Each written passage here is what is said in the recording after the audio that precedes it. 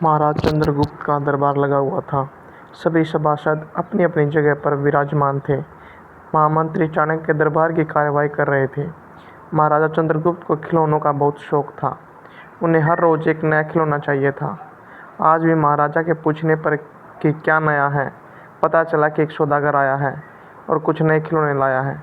सौदागर का यह दावा है कि महाराज या किसी ने भी आज तक ऐसे खिलौने न कभी देखे हैं और न कभी देखेंगे। सुनकर महाराज ने सौदागर को बुलाने की आज्ञा दी। सौदागर आया और प्रणाम करने के बाद अपनी पिटारी में से 3 पुतले निकालकर महाराज के सामने रख दिए और कहा कि अन्नदाता, ये तीनों पुतले अपने आप में बहुत विशेष हैं। देखने में भले एक जैसे लगते हैं मगर वास्तव में बहुत निराले हैं। पहले पुतले का मूल्य 1 लाख मोहरे हैं, दूसरे का मूल्य 1000 मोहरे हैं और तीसरे पुतले का मूल्य केवल 1 मोहर है। सम्राट ने तीनों पुतलों को बड़े ध्यान से देखा। देखने में कोई अंतर नहीं लगा। फिर मूल्य में इतना अंतर क्यों? इस प्रश्न ने चंद्रगुप्त को बहुत परेशान कर दिया। हार के उसने सभासदों को पुतले दिए और कहा कि इनमें क्या अंतर है, मुझे बताओ। सभासदों ने तीनों पुतलों को घुमा फिराकर तरफ से देखा मगर किसी को भी इस गुत्थी को सुलझाने का जवाब नहीं मिला। चंद्रगुप्त ने जब देखा कि सभी चुप हैं तो उसने वही प्रश्न अपने गुरु और महामंत्री चाणक्य से पूछा। चाणक्य ने पुतलों को बहुत ध्यान से देखा और दरबान को 3 तिनके लाने की आज्ञा दी।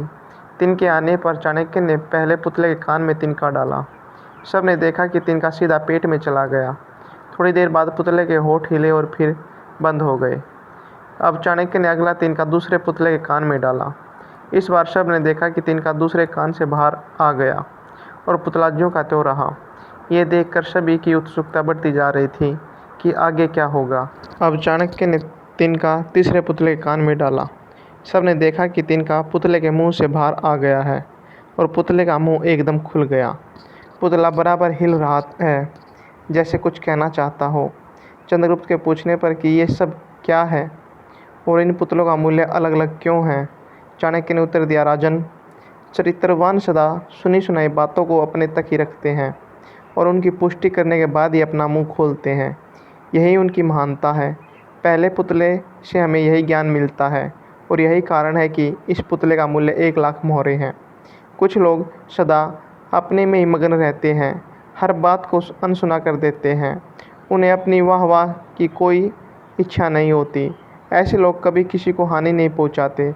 दूसरे पुतले से हमें यही ज्ञान मिलता है और यही कारण है कि इस पुतले का मूल्य 1000 मोहरे हैं। कुछ लोग कान के कच्चे और पेट के हल्के होते हैं। कोई भी बात सुनी नहीं कि सारी दुनिया में शोर मचा दिया। इन्हें झूठ सच का कोई ज्ञान नहीं, बस मुंह खोलने से मतलब है। यही कारण है कि इस पुतले का मूल्य केवल 1 मोहर है।